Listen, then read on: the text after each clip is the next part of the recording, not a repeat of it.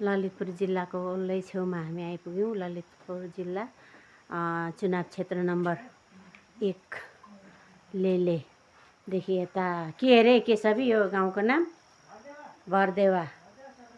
यो 17 झ्यालेमा आएको छौँ। एउटा सानो रिसोर्ट 8-9 वर्ष भएछ यहाँ हाम्रो मोक्तान सरले चलाउनु भएको। अब हामी हिजो आएर एक रात बस्यौँ।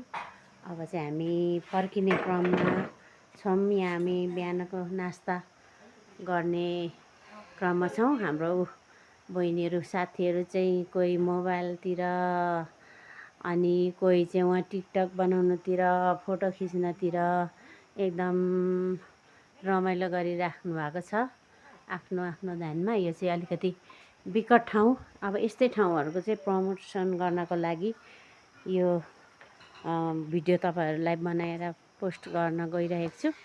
अब हामी गाउँठाउँमा के गर्ने र यो गाउँघरमा हो यहाँ केही हुँदैन भन्ने सोचाइबाट चाहिँ हामी टाढा रहनुपर्छ। नगरे केही हुन्न, गरे सबै हुन्छ भन्ने कुरालाई हामीले यहाँ आत्मसात राखेर मेरो युट्युब च्यानलमा आउँछ सर्ट भिडियो।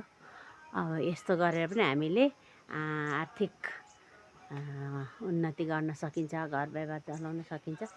यो चाहिँ सानो एउटा तामाङ बस्ती पुरानो र अब अलिकति विकट जस्तै यो राजधानी काठमाडौँ, ललितपुर, भक्तपुर सहरहरू जति छन् त्यसबाट अलिकति टाढै हो यो मान्न सकिन्छ। यो किनभने यहाँनिर चाहिँ विकासले चाहिँ ढिलो फड्को मारेको एउटा सानो तपाईँ हामी आएर फ्रेस हुने ठाउँ रहेछ। सबैजना आइदिनु होला।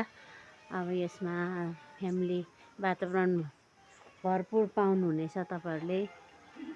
यो होमस्टे अथवा यो के भन्ने 17 झ्याले नामले चाहिँ प्रख्यात रहेछ। यसलाई चाहिँ अलिकति प्रमोट नै गर्नुपर्छ। तपाईँहरूले आफ्नो ठाउँको प्रमोसन नगरी कसैले गरिदिनेवाला छैन। इन्द्रको बाबु चन्द्र आए पनि गर्दैनन्। पुरानो शैलीको घरहरू छ। यो सबै तामाङ बस्तीहरूको ठाउँ रहेछ।